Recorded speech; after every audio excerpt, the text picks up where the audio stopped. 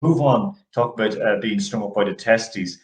Caster Semenya this past week said that she would show her vagina to show that she is female, because as we know, we actually discussed it on the radio, and people really got sick with it. She has undescended testes, so she actually is. I can't think. It's not transsexual. What is it? It's intersex. Yeah, Intersex. so it's DSD. So basically, she falls in between the two is the best way of describing it. If like externally, she may look female. Unfortunately, internally and genetically, it's just a different situation. And this whole thing is because she is producing testosterone, and she's had, of course, she has said, no, she identifies as female. She got married to her female partner, um, but she has an excessive testosterone, and that's something that that they had tried to suppress. Of course, she said that when this first came up when she was younger, quite a few years ago, now she's 31 years of age. She said that she would show, like do the naked search or naked well exposes her to show that she is a woman.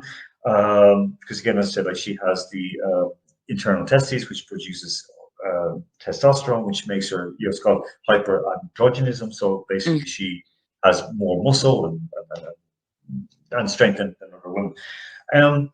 This isn't a case like we discussed before of a transsexual swimmer. This is very.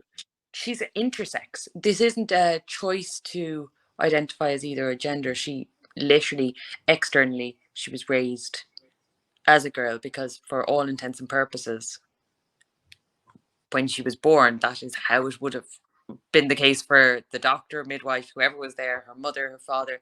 That's how they would have identified by what we consider the standard identification. So when you're going by genitalia, they went, this is a girl. And her being intersex or DSD has obviously, it puts, she's in a very difficult position. We do see a number of DSD athletes, possibly because they excel so well at sport, that it's seen more commonly in the higher echelons of sport because of the genetic advantages they have, which are, again, outside their control. But I think Castor in particular, I just have a huge amount of sympathy for how she seems to have been the chosen athlete for the international athletics to go after, in terms of how they have applied their regulations to make sure she can't compete, and they have decided she is the prime example of this as opposed to others. There have been obviously Dushu Chan and a few other athletes who have had high profile cases with Cass, but it seems a campaign against Castor to an extent. Now we will, in a couple of weeks' time, we'll have a discussion with a couple of transsexual athletes, people who transition to be female. And from discussions with them and having interviewed a couple in the past, they would say, same as Caster Semenya, she had to take suppressing hormones. And she described it like that. She's been stabbed with a knife. It's very difficult. And having, interviewed one person who transitioned from female to male, or sorry, from male to female, that everything is affected, like bone density, different illnesses, the immune system. And she said that, it was something she came to quite well later in life, but it was worth it.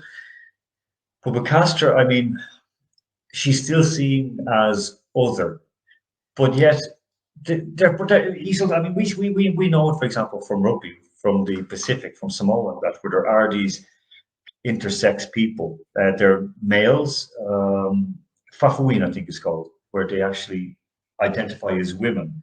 And it's very hard to understand, are they male, are they female, or what are they? I think the big issue here, though, is where we have, and I suppose in sport we recognise a naturally occurring advantage that people have.